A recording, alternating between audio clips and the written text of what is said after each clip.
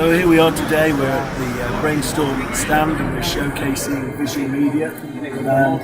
So what we've got here is the visual media social interface coupled with the Brainstorm 3D engine. So you'll see here we've got the visual media social interface. We're harvesting all sorts of content from group social, Twitter, Insta, Facebook. We're talking about the Emmys as that's been on, and what we're going to do is actually run the graphics live as a tightly coupled integration.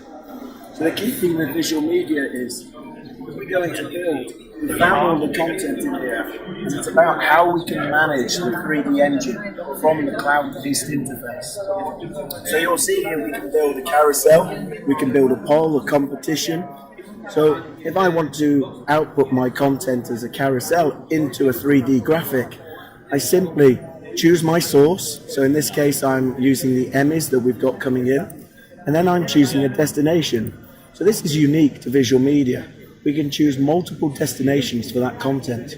So we get a preview of what we're going to see in the graphic, so the administrator knows exactly what they're going to do.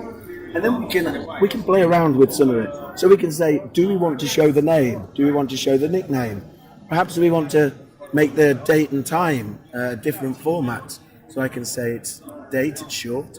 I can choose whether I want the media to fill the background. So in this case, maybe I don't. Maybe I want to go into the playout settings. So now I can choose whether I want this to be automatic or manual. If it's automatic, it'll cycle through everything. So I can choose, maybe I want the duration just to be 6 seconds. I can choose the transitions. So basically what I can do is I can control all the key 3D elements from here that the artist wants to expose to the administrator. So let's look at how that works. So we've set this up now, we'll go into publish. So in publish you can see that I've got my poll. So you can see here that the poll is outputting the same data here as we've got coming in here. So I'm going to take that off. So we'll take that data out for the moment and we'll go to that 3D post I created. So here we have some content coming in. I can choose this content. I can edit it. So maybe I get rid of the HTTP because I don't want that. I also might want this to fit my format. So we'll save that. Bit of a slow internet speed, so bear with us. Once I've saved that content, I can then move it into the published side. So let's have a look at what we've got published. So we've got content in here ready to go to air. There we go, and my content's been saved, so I'm going to move that across. So we can see there's my content. And I'm going to choose to publish this one. And this one. And 3. So now I've published 3. So this gives the operator a chance of final approval before we go to the graphic that we've set up. So now my publish queue, you can see I have 3 bits of content that are supposed to be on air. Now nothing's on air at the moment. That's because I haven't triggered the content. So within the visual media social interface, I now as the operator can click start.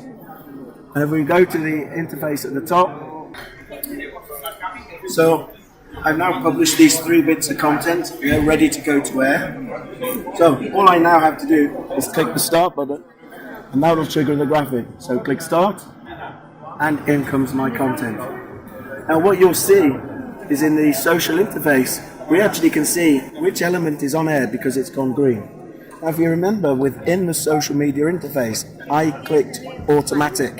So now that will cycle through this content because I've set those parameters in the cloud interface. Let's publish one more bit of content so you can see that change. So now I'm going to take this one and click publish. Now I've got 4 pieces of content in that queue. If I go to see what's published on air, you can see that content going through. Now because we're tightly coupled, these 2 interfaces are talking together, I can change this. So you see the green is going through this one by one, and each time it changes, we can see that the content changes. But what if I want to change the order whilst it's live on air? I can do that. So maybe I want to bring this one back on air next. I can say, let's queue this message. Now it's gone yellow. You'll see that instead of going to the 4th one, it'll go back to the 1st. There we go. We'll come back to the first. So let's bring up another one. So I prepared this one earlier, but in this case I didn't use the automatic, I used manual.